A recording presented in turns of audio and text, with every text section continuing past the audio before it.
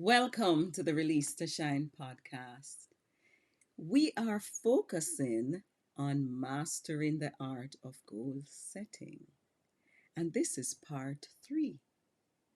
And I have with me my friend Emily McHugh as we discuss overcoming common goal setting challenges.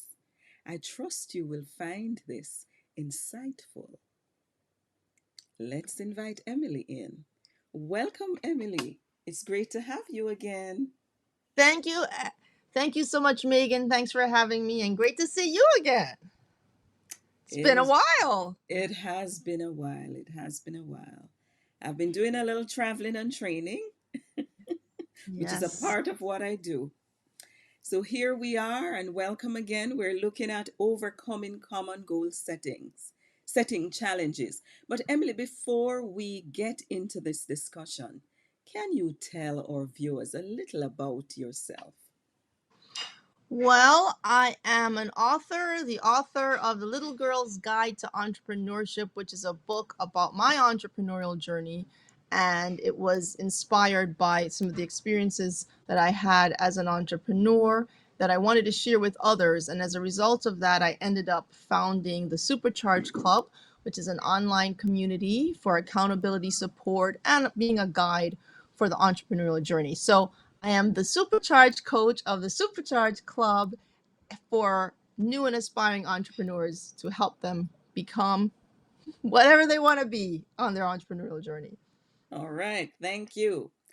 Now, as we talk about common goal setting challenges, whatever goals that we set for ourselves, career or personal, there are challenges involved. Would you like to share with us some of those challenges that Well, are involved?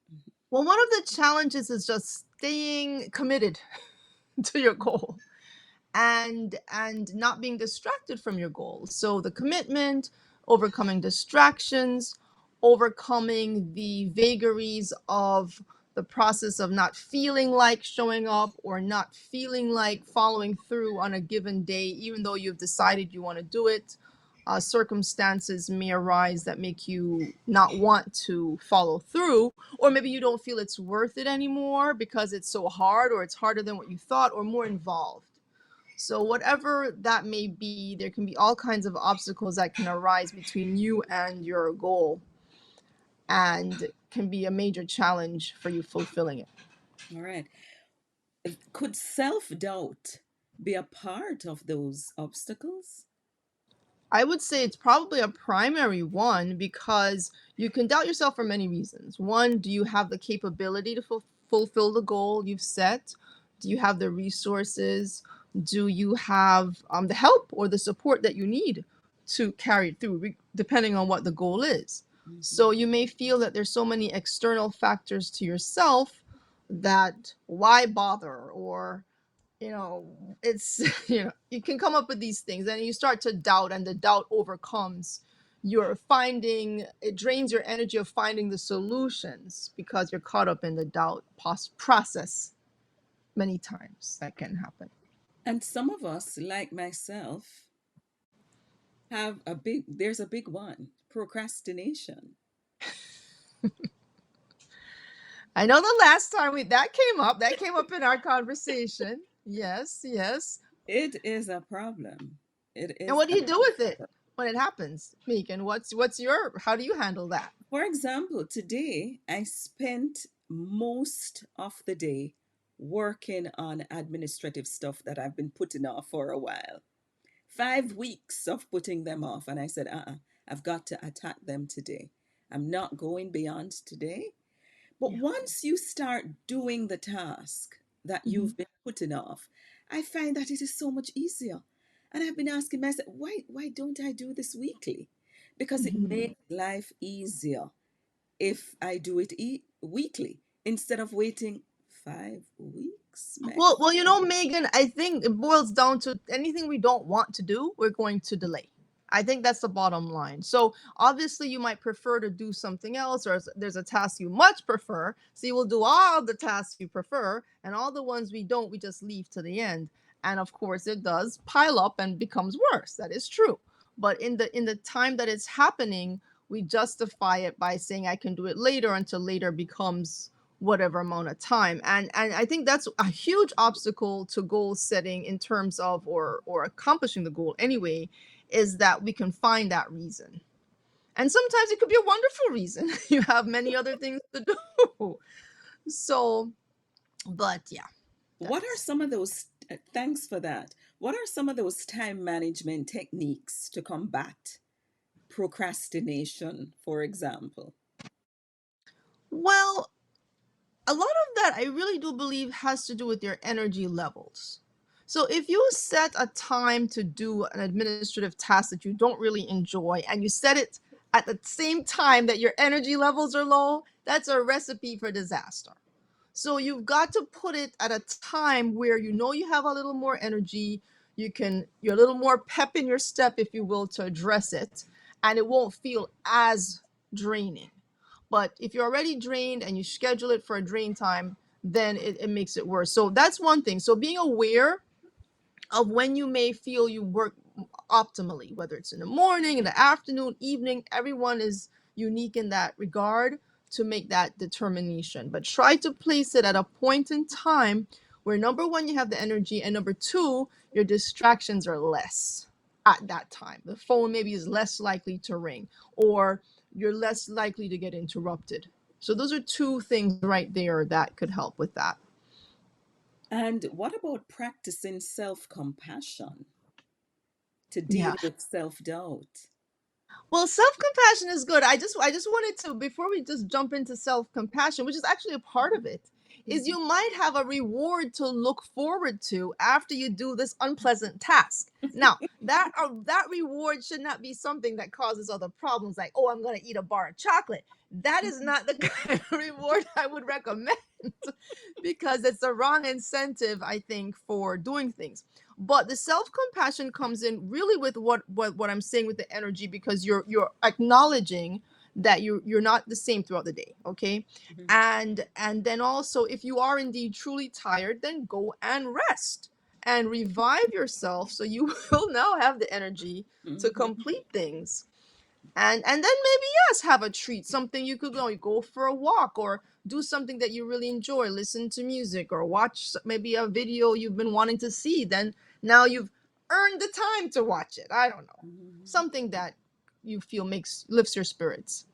And I agree with you that we should really set aside that high energy time because all of us have something that is called our prime time when we are full of energy. Some of us are better working, we put out more or we Yes. perform best in the mornings. Some individuals are at nights. That is when Yeah. they have their peak. And others are sometime other times during the day. But I agree with that is how we ought to do it. But today I spent the day just working on that particular task that I'd been putting off for several weeks, and it feels good. It felt so Mm. good to cross it off my to-do list. So, wow. Oh, I just kept We going need and some going. you need some applause for that, Megan. Oh, Applause. you're right. You're right. Oh,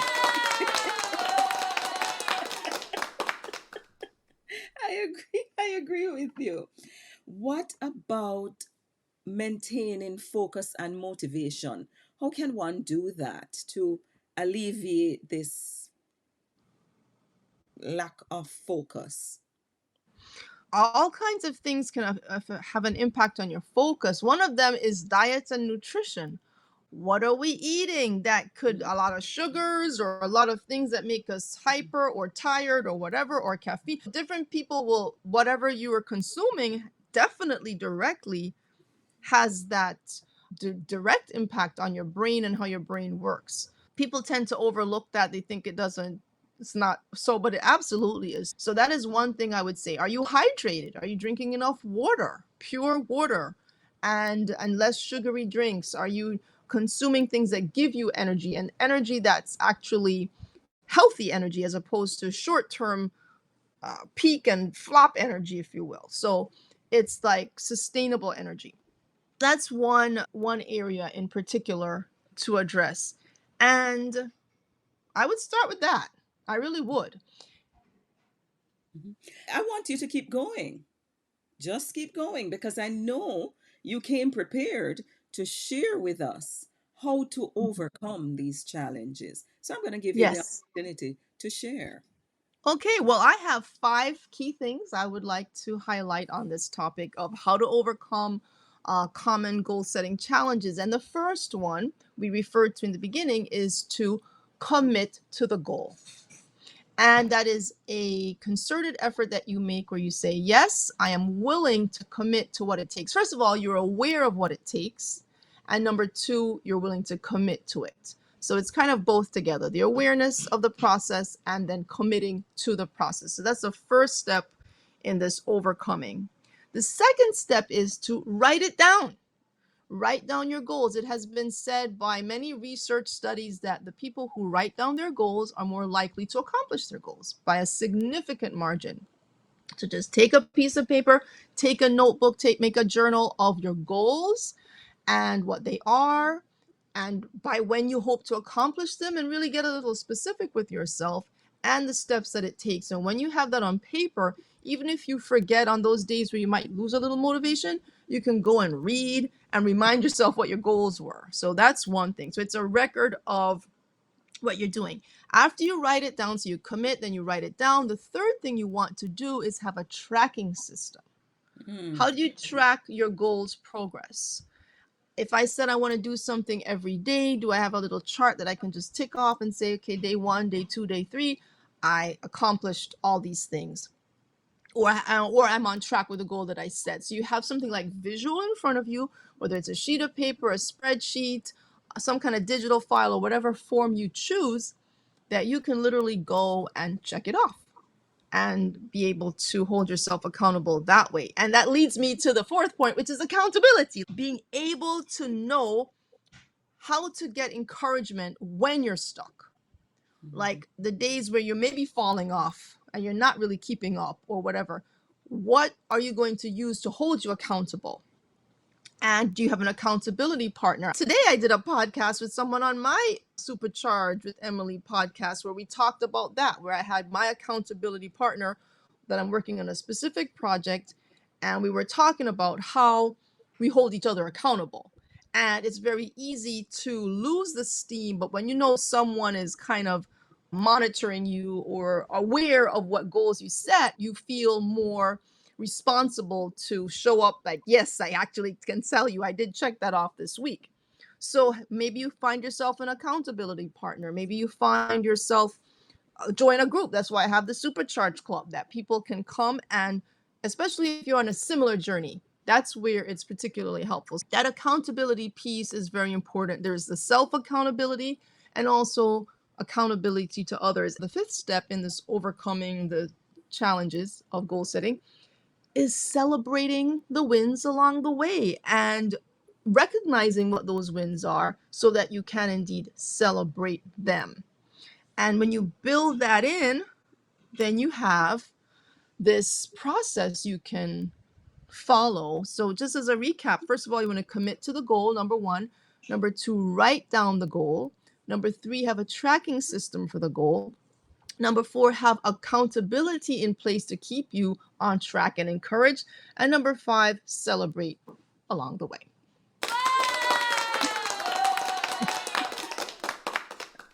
Celebrate the wins. Yeah. And those small wins are quite encouraging. Now, Emily, you spoke about tracking the progress and adjusting. Should we adjust those goals? Because sometimes we need to. Yes.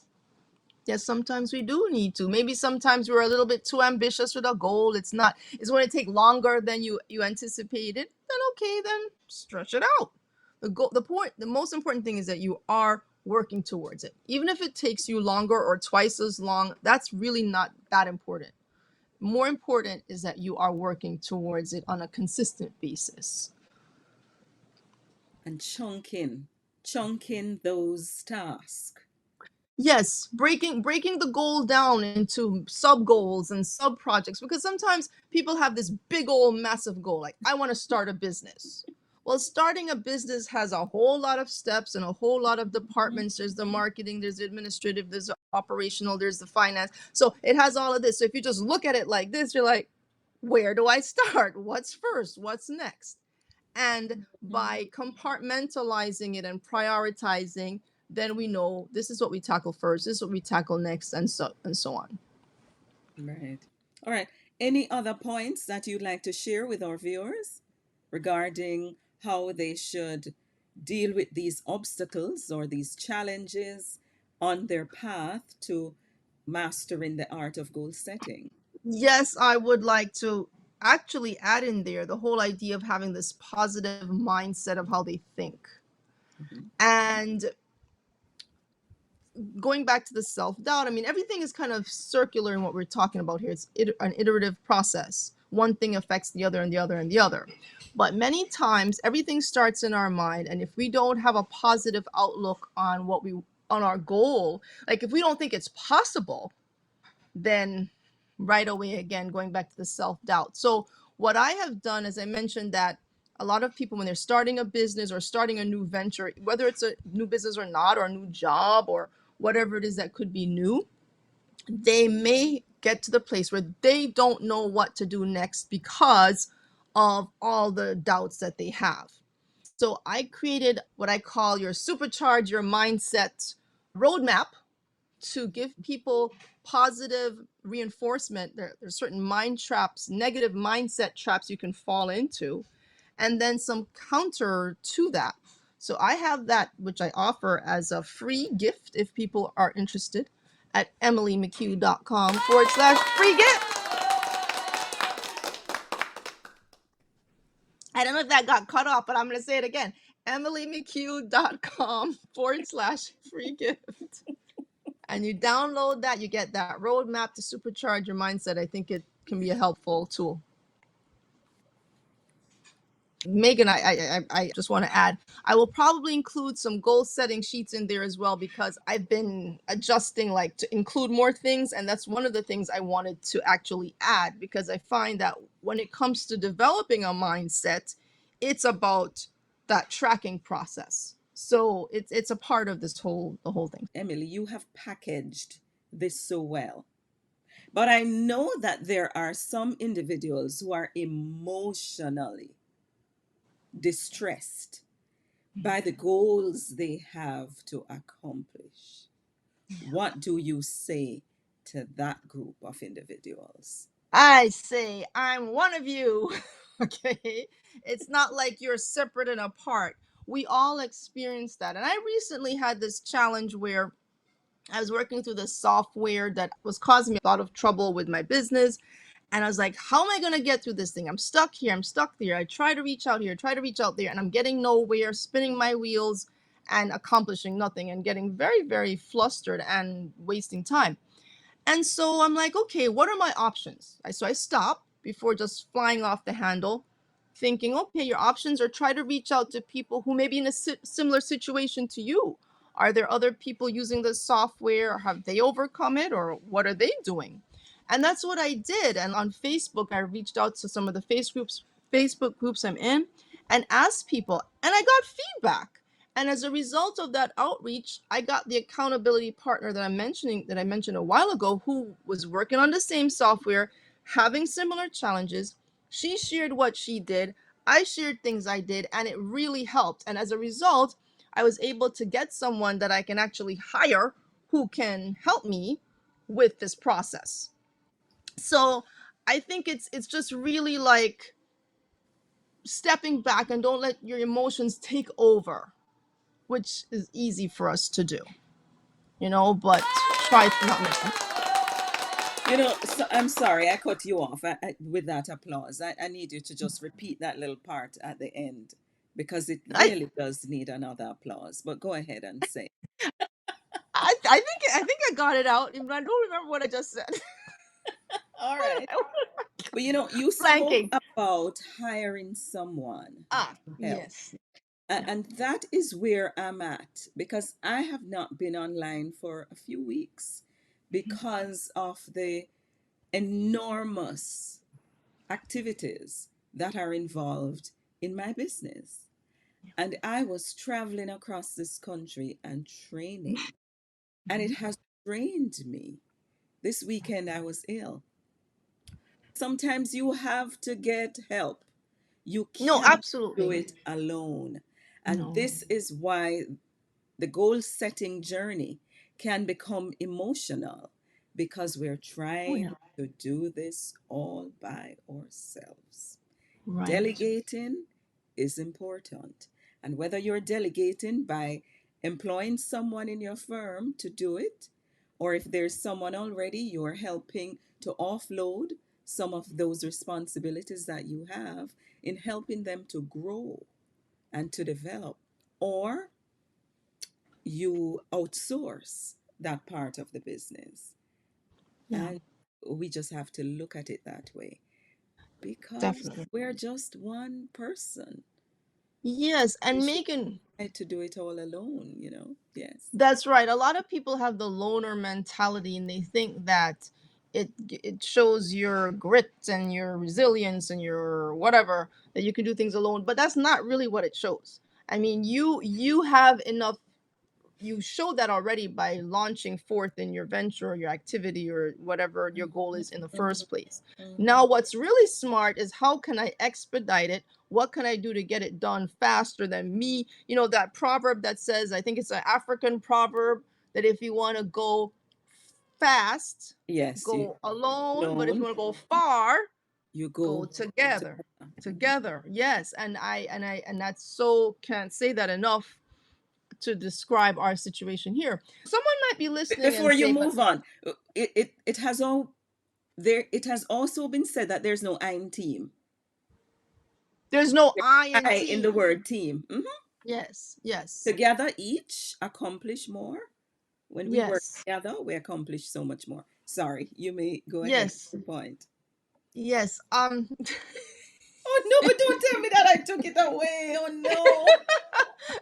It doesn't take much, Megan. It doesn't take much these days. The ideas fly on my head, they come back in and they fly out. But oh yes, I remember. I Oh remember. great. Or not, it's not that bad. So here it is. People may say, someone might be listening to this and say, but I can't afford to hire anybody. I can't afford to pay anybody. And that's a common refrain by a lot of people when they say that. They default and say that. Well, it depends. Obviously, something has to be affordable, something has to be within a certain amount of reach. So when the project I'm working on, I'm outsourcing it to a virtual assistant, a VA, someone who already knows exactly what to do. I don't have to train her how to help me. She knows. So you qualify the person that you're getting. First of all, she offers a rate that is very reasonable. I'm like, yes, I can set a budget for that because that is very, very fair for what I need. So I'm like, okay, I'm good with that. And I know the benefit of her help. What will be the return of my investment of whatever we decide we're going to do? And I'm like, is my return like 10 times that? Is it 100 times that? I mean, am I going to get my money back? And if Mhm. the answer is yes, yes, and yes, some more, then it clearly is a worthwhile business investment. But I would not encourage anyone to hire anyone to do anything if you don't know how you're going to recover your money, or at least have a path to what your plan is to recovering it. Uh, So I want to make that caveat really clear to people. But there are different ways to get help, whether it's paid help, whether it's someone who's willing to just assist you pro bono for something, or some barter you can do. But whatever it is, always find the way to get to the next step. I agree 100%. No, Emily, we've come to the end, and I will allow you to have the last words on this topic. So I'm giving you that space to share. Well, I want to encourage people, just really encourage you at this point, because you may have set a goal that you may have had for many years. It might not even be just a new goal, it could be a long term, long standing goal. And you keep wondering how and how and how will this ever happen? So for me, my first step in this process is to pray. I pray and I ask God for guidance, for divine guidance, and that belief, knowing that if you're here to fulfill your purpose and God put you here for the reason you're here, then He will give you the tools and equip you along your journey. And so He'll put the right people in your way. But you have to be willing to take the effort to understand that everything is not so obvious and it's not laid out just like that. But if you take one step, the next step will unfold. That's the faith you have to have. And that and you must not give up so easily because you encounter discouragement or encounter an obstacle. You are to expect them and you're to anticipate them as normal, because that's what setting goals entails. It entails that you will have challenges. So don't treat a challenge as something weird. Like, think it not strange. Think it not strange, because it's a part of the journey. And as a result of that, you're like, okay, I have a rough patch here. It's kind of like going down a road and you have a pothole. What do? Turn around and stop your journey because you had a pothole? You go around it. You may have a few more. You go around those until you get where your desired destination. Mm. Thank you, guest. I could not have said it better. You have really given us some insights here. You have given us nuggets. You have given us guidelines and instructions that we should use to overcome these challenges.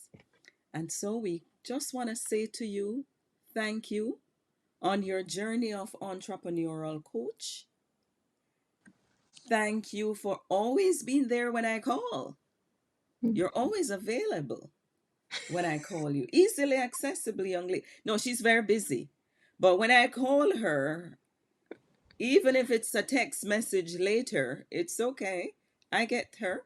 Uh-huh. Yeah, She she'll can say, Megan, she'll say, make time on that schedule. That's it. I'm like, That's all it. right, I guess And I got my orders. yes, and that No, is it's a it. Yeah, pleasure, Megan. it is always a pleasure to have you, my friend. Always a pleasure. And for those or target group, I want to say to you, remember, whatever it is you're released from, you were released to shine. Amen. Blessings as we leave here today.